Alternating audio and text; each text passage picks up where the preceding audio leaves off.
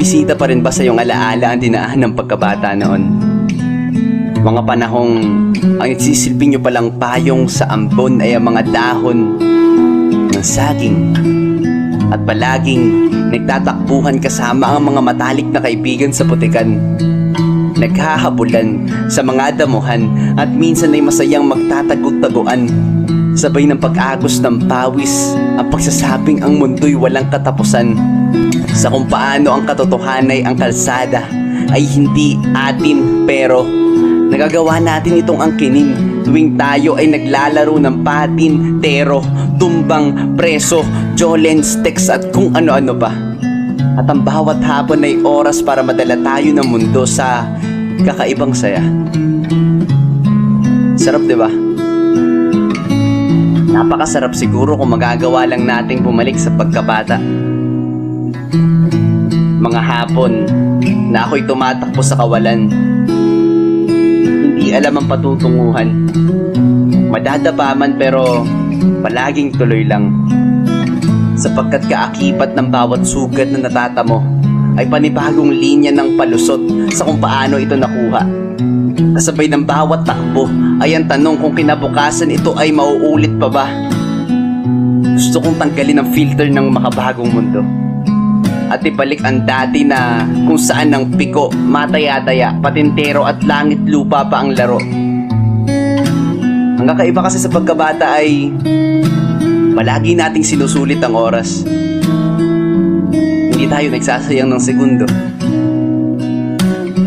Sa ganitong edad, sa ganitong pahina ng buhay, dito ko na naiisip na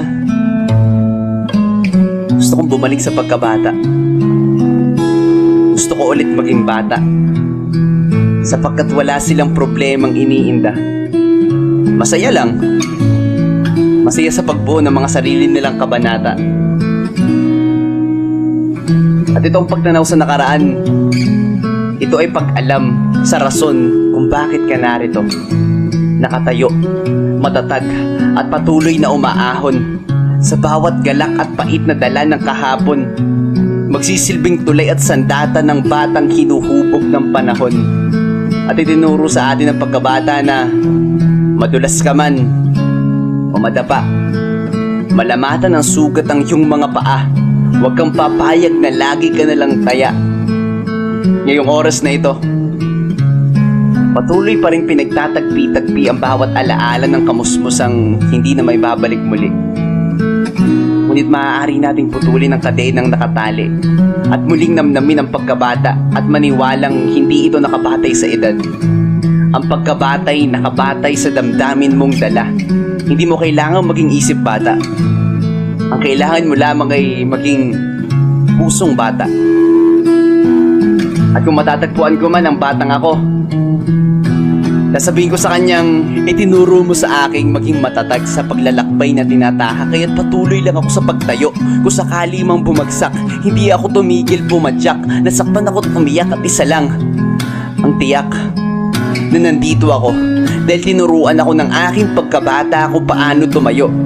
Nandito ako sa gantong edad at susubukan ko ulit maging bata. Hindi may batang isip, kundi may batang puso. Na kahit ano man ang mangyari sa daan ay magkakaroon ako ng tapang na huwag sumuko. Tatanda tayo at lahat ng memorya ng kamusmusan ay mabubura rin sa ating mga alaala. Ngunit kailanman ay hindi matatanggal sa ating mga puso ang mga aral na itinuro ng ating pagkabata.